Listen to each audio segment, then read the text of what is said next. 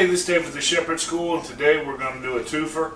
We're going to make corn tortillas, but we're really going to make corn chips because we're going to make some homemade nachos here in a second. So we'll show you how to make the corn tortillas and at the same time corn chips. So it's really simple. All you really need is a skillet, some masa, which is nixtamalized corn flour. Basically, it's ground up dry grits. If you just use regular, corn meal, it's not going to work right. And you get this in the Mexican part of your grocery store. Some water and a skillet. And if you've got a tortilla press, it makes things a little more easy, but not necessary. Alright, so you got a bowl. All you do is put in 2 cups of your mix, and then anywhere from 1.5 cups to 2 cups of water. We're going to put in a little bit, stir it, and then put in a little bit more.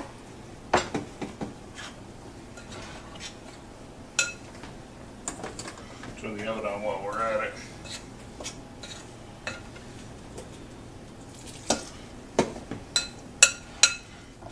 You want this to be kind of like putty because you're going to mix it into balls. Okay, so once you get your mix made, it's a little like silly putty or Play-Doh. You just grab a handful of it and roll it into a nice ball.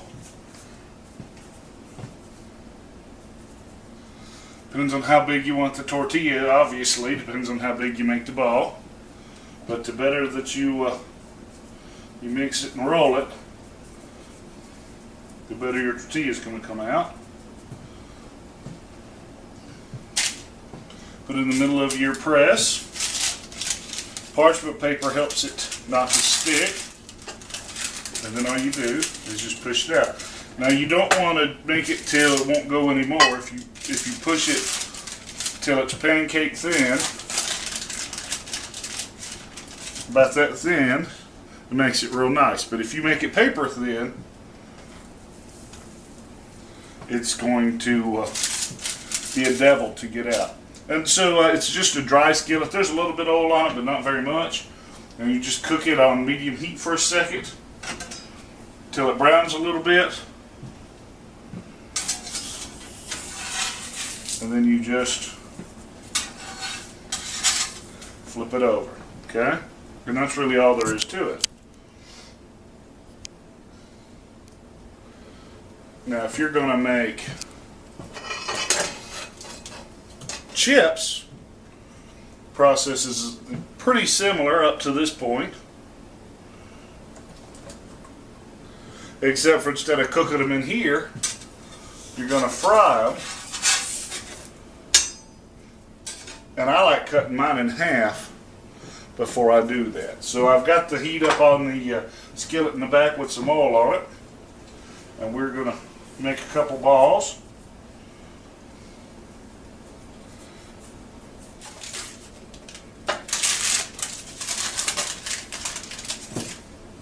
Now I've just got a little cutting board here, one of those ulus. I think that's what it's called, but a little pastry knife. Just cut it in half. And just cut it in fourths. Take them up and just drop them in the hot oil. Of course, my oil's not hot yet.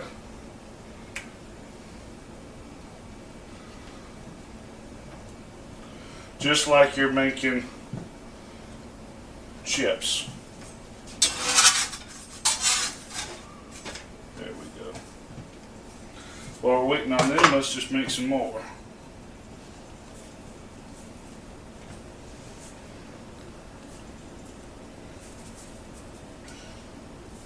Not sure who did it.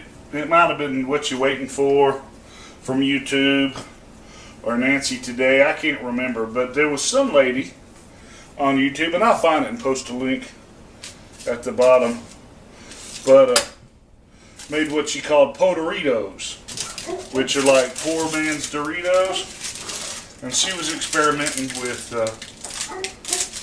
types of spices to use.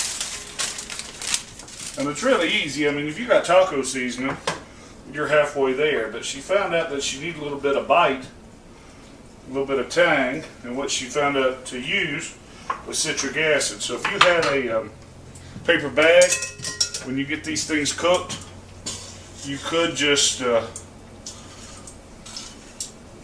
dump them in a paper bag with a bunch of spices, whatever you like, ranch, powdered ranch dressing. There you go.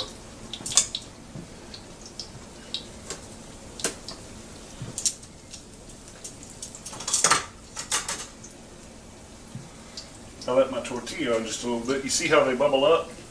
This is kind of how they make pita bread, like on the tortilla.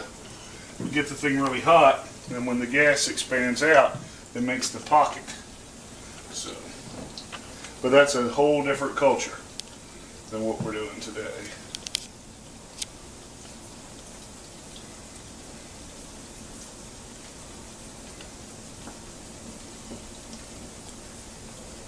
And this is best done with more than one set of hands, but my help is on the camera today rather than making the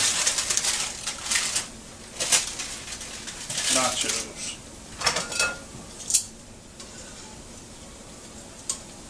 See how they bubble up all nice?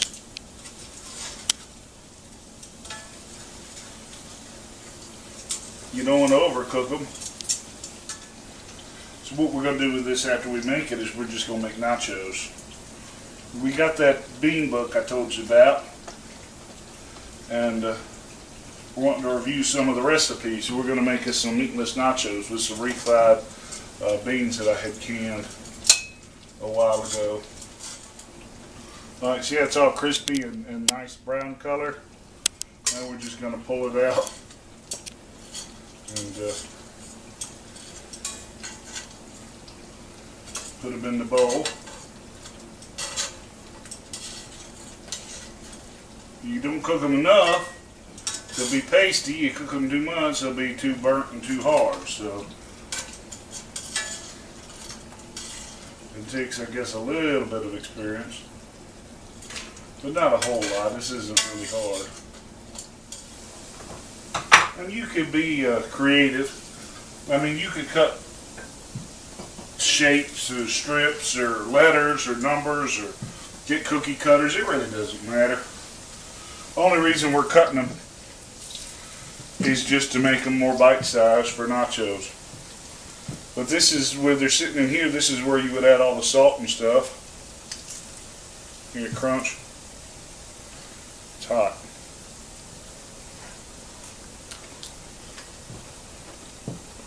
Good. Just kind of want to show you the color difference. This is my last couple. See how the ones that have been cooking are almost done are a whole lot more golden brown, and the raw ones are white. It's kind of how you know they're done. Like I said, you don't want to get them too cooked. Just a nice little golden brown texture. And as I mentioned before, if you really want to treat, do this with flour tortillas and then dust them with powdered sugar or something that's not quite good for you. But I don't make flour tortillas yet. Every time I try, I can't get them to stay off of the, they keep sticking. So, here's the dinner. And at this point, this is where you'd flavor them. As I mentioned, it's a lot easier if you have a paper sack and you put your seasonings in the paper sack, you put them in there, you shake it up. But we're just going to use the bowl. And since we're going to cook this with nachos, really all I'm going to do is add just a little bit of salt. Otherwise, if I was going to eat them, I'd probably put a little bit of salt, pepper, maybe some tomato, some taco seasoning, that sort of stuff. Herb, lemon, herb salt, garlic salt, that might taste good. It just depends on what you like. So anyway, That's really all there is to it. And when we cook up our nachos, I'll probably put a little picture in there just for you to see what it looked like. Alright, here it is. Our nachos with our homemade tortillas. And you hear it sizzling just like at the Mexican restaurant. But there you go, homemade tortillas made out of masa harina and water. That's all there is to it. So until next time, you can catch us online at www.teaandgun.com. I've got a plan, fits my point of view. I'm getting